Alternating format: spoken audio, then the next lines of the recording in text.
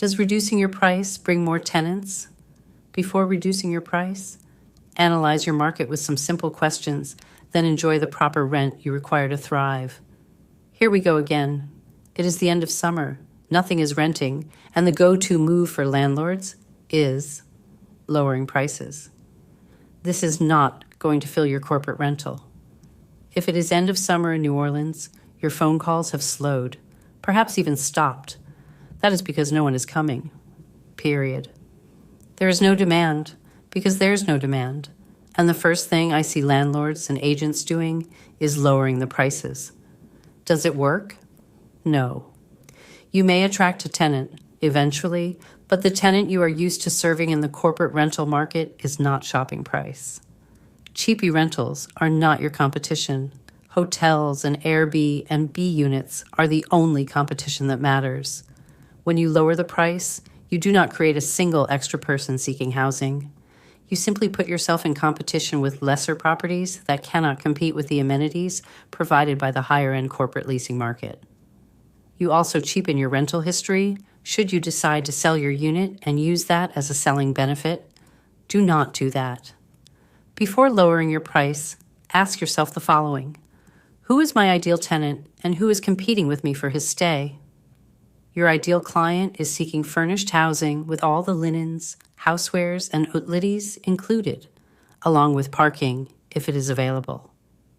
He or she usually owns a home themselves, so they will take care of your property like a homeowner, not a tenant. He or she has a housing allowance. The allowance is based on other short-term rentals or an extended stay in a hotel. Period. That is your competition, and the only competition that matters. There are less expensive places out there, but we are not those places.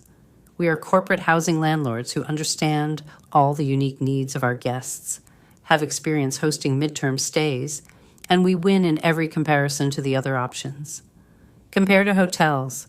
Hotels with a mini kitchen, a suite, parking, and daily maid service will cost no less than $100 per night if the accommodations are even remotely well appointed.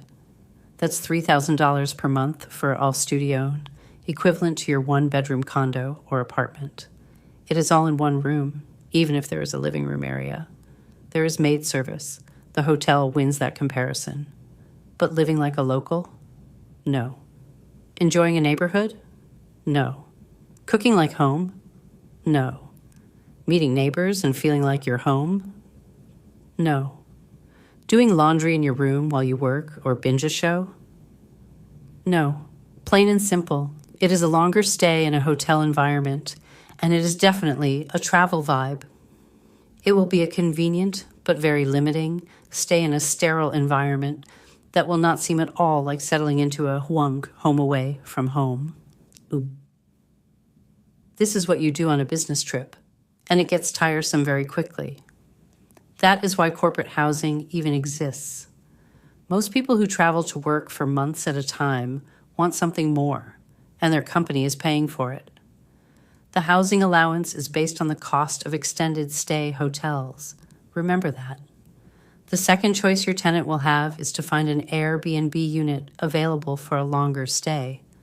It is probably much more like the experience he or she wants, but if it is booked on a platform for vacation stays, it is going to cost 30% more than the hotel because of the booking fees, the cleaning fees, and all the little things that add up quickly when booking through a third-party app. How is reducing your price going to attract more tenants if there are no tenants? Unfortunately, the dead time, caused by many variables each year, creates panic in landlords and causes illogical solutions to catch on. One landlord lowers his price, so 3 others lower theirs to compete. Yet no one is getting any inquiries. So exactly who are you competing with, and for which tenants? There are none. So the landlord lowers his price again, and everyone else follows suit. I am banging my head against the wall because why? If no one is demanding property, why are you reducing your price? When demand comes back, and it always does, will you realize you did not create this by having lower prices?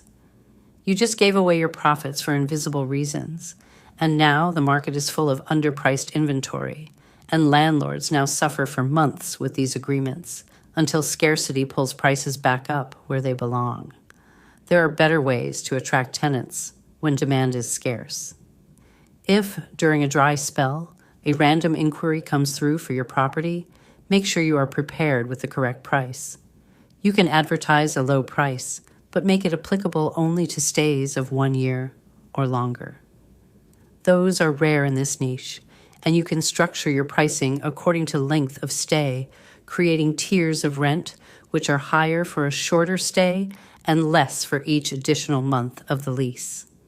That justifies what you need to ask for the more typical 1 to 3 month tenancy.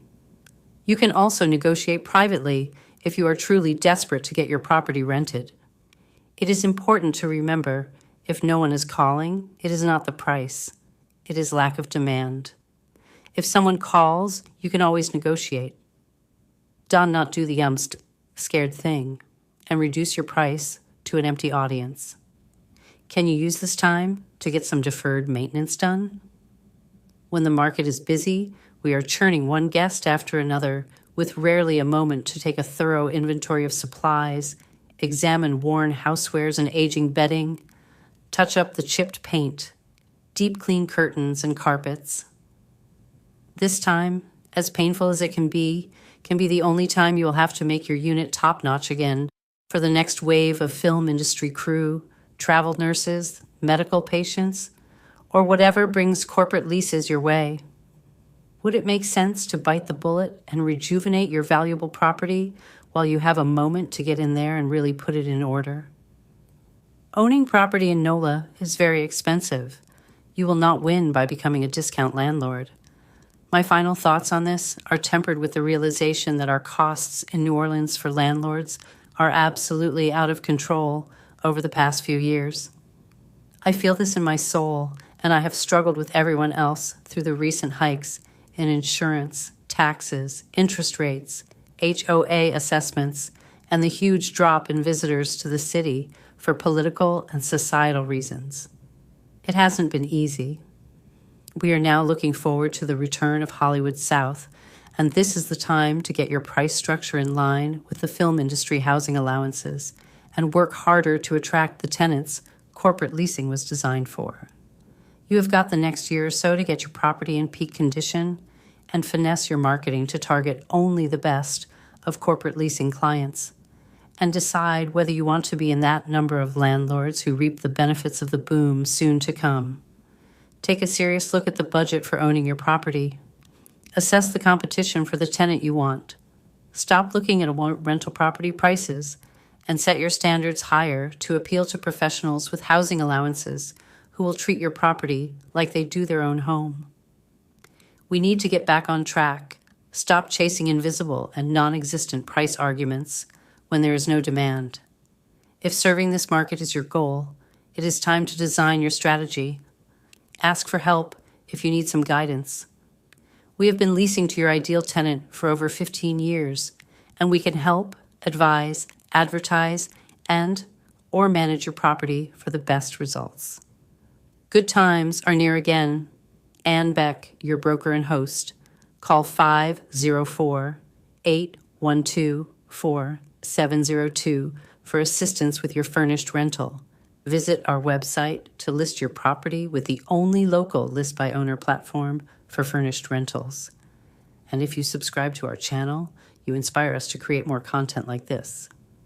If you like our channel, you inspire YouTube to send us higher in the rankings. So thanks for doing both before you leave this page.